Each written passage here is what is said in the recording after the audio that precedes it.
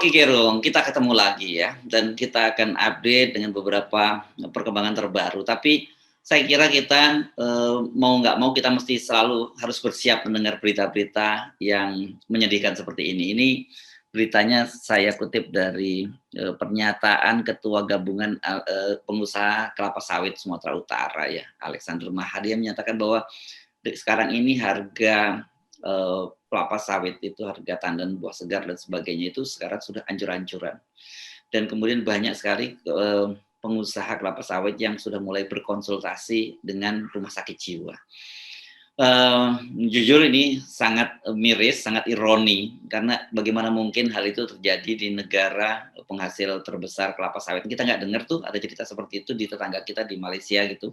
Ini para pengusahanya, belum lagi para petaninya. Kan kita beberapa waktu yang lalu kita dapat banyak sekali video-video ya, bagaimana para petani kelapa sawit itu mengeluh gitu, Bung Rocky. Ya, kita tahu suasana kebatinan publik karena menyangkut ketidakpastian tuh, dan hal yang udah dibongkar habis-habisan tuh, seolah-olah tetap soal sawit ini jadi permainan tingkat tinggi tuh. Dan petinggi-petingginya udah pada diganti tuh, Menteri Perdagangan udah diganti, tapi Menteri Perdagangan juga yang baru sepertinya menganggap bahwa ya udahlah biarin aja secara alami atau nanti akan pulih gitu. Jadi hal pembiaran ini sebetulnya menyakitkan. Kenapa? Karena kalau misalnya harganya jatuh lalu petaninya merasa dirugikan, itu bukan sekedar dirugikan secara ekonomi itu. Kalau secara ekonomi mungkin dia bisa pindah kerjaan. Tetapi setiap petani sawit, dia punya perencanaan keluarga. Harga sekian, dia bisa bayangkan anaknya bisa sekolah, masuk universitas tahun depan. Dia udah rencanakan itu tuh. Anaknya udah dikasih iming-iming. Nanti kamu sekolah ke Jawa itu, kalau dari Kalimantan itu sekolah yang memungkinkan dia bangga tuh. Tetapi begitu dia tahu bahwa nggak ada harapan, lalu dia frustrasi kan.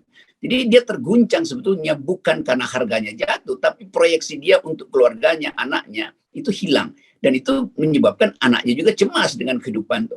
Jadi lingkaran ini yang sebetulnya nggak dipahami oleh petinggi-petinggi di istana itu, bahwa satu masalah kecil soal harga itu efek psikologisnya berantai. Persiapan, ada yang mungkin udah siap-siap buat naik haji, nabung, gagal lagi. Jadi bayangan dia tentang masa depan hilang itu. Ini yang membuat orang frustrasi itu.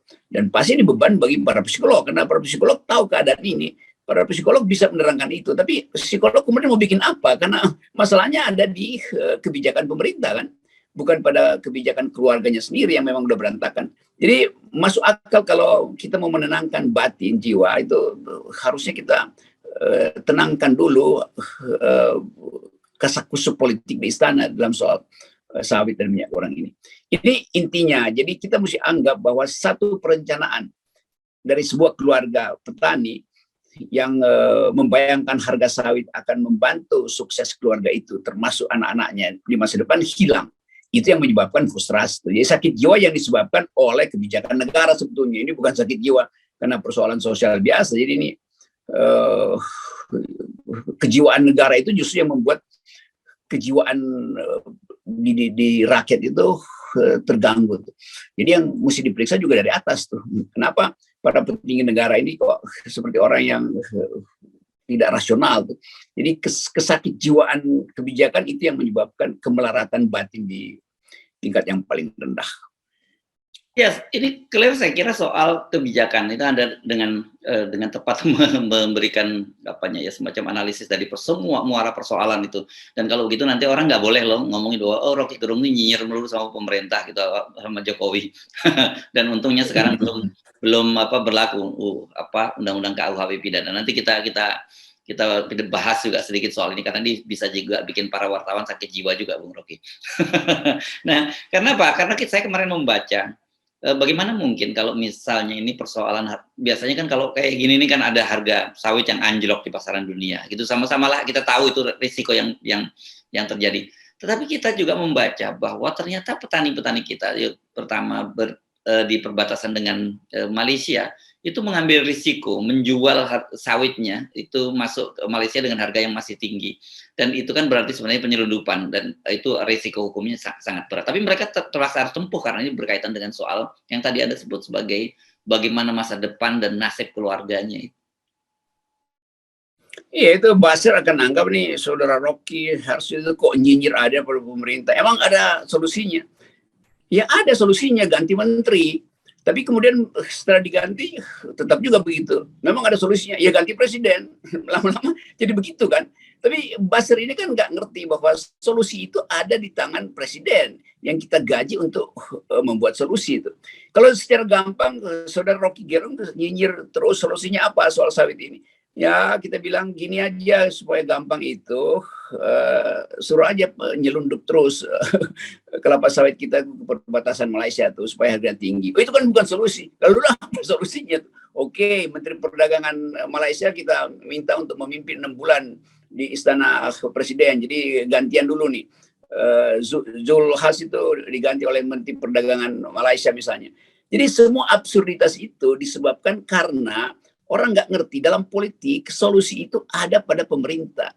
Kami kritisi menerangkan bahwa hal yang kebijakan pemerintah itu buruk, karena itu ganti kebijakannya itu. Bukan kami yang harus bikin solusi, karena kami menggaji pemerintah untuk membuat solusi. Demikian juga jurnalis digaji oleh publik supaya memberi berita yang benar itu. Nah, berita yang benar seringkali berita yang sangat kritis.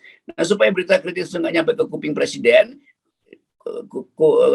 mulutnya wartawan itu dibekap pakai KUHP, kan itu sebetulnya headline-nya begitu, atau cara berpikirnya kan begitu. Jadi sebetulnya kalau ada keterbukaan informasi, maka nggak mungkin ada KUHP yang bakal membungkam kita. Justru karena seringkali kita nggak bisa akses, bahkan data kita nggak bisa akses, disembunyikan. Data sawit, data penguasaan lahan kita nggak tahu berapa sampai sekarang. Jadi bagaimana kita membuat solusi atau menawarkan solusi kalau akses kita untuk dapat data aja nggak ada itu. Nah, supaya aman, udah rakyat nggak usah macam-macam. Ada KUHP, kritik pemerintah itu kena KUHP, jurnalis juga pasti kena itu. Jadi segala hal sebetulnya diselesaikan dengan cara menertibkan rakyat. Padahal yang tidak tertib adalah kebijakan negara tuh. Negaranya yang tidak tertib, bukan negara. Kabinetnya yang tidak tertib.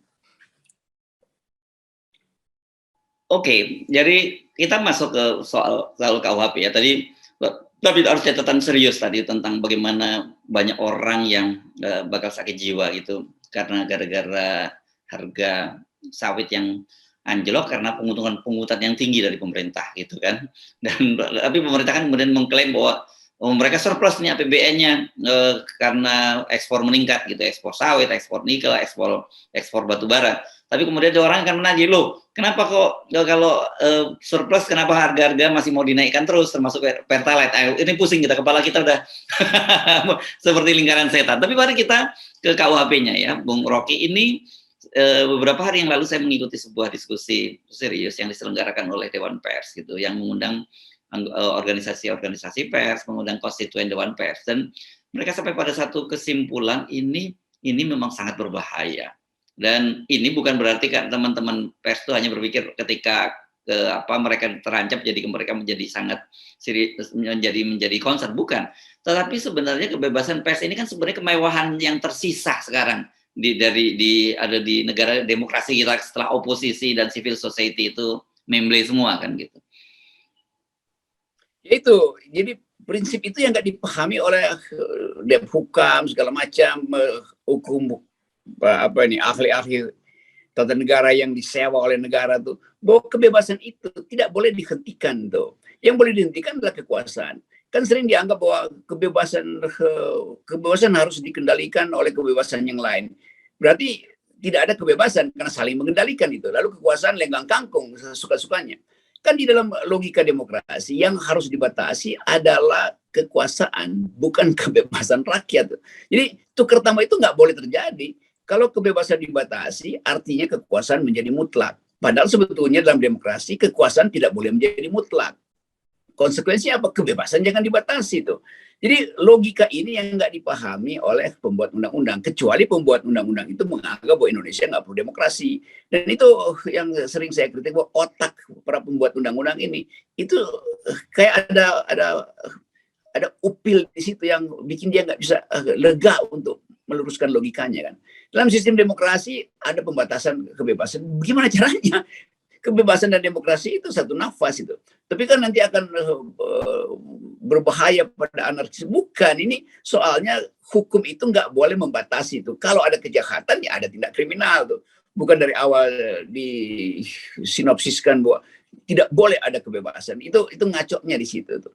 Jadi perhatian kita adalah pada pers yang sebetulnya dari awal bila seluruh fasilitas demokrasi berhenti, maka pers harus ambil alih kebebasan publik itu. Jadi hari ini ancaman tertinggi adalah pada the guardian of the free speech itu.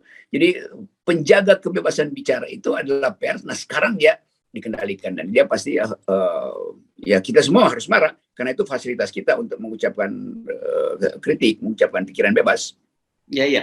Dan saya kira orang seperti Anda ini akan jadi target dari RUU KUHP, Bung Rocky. Karena ini berkaitan dengan penghinaan terhadap presiden. Dan soal penghinaan terhadap martabat presiden ini kan sangat interpretatif gitu.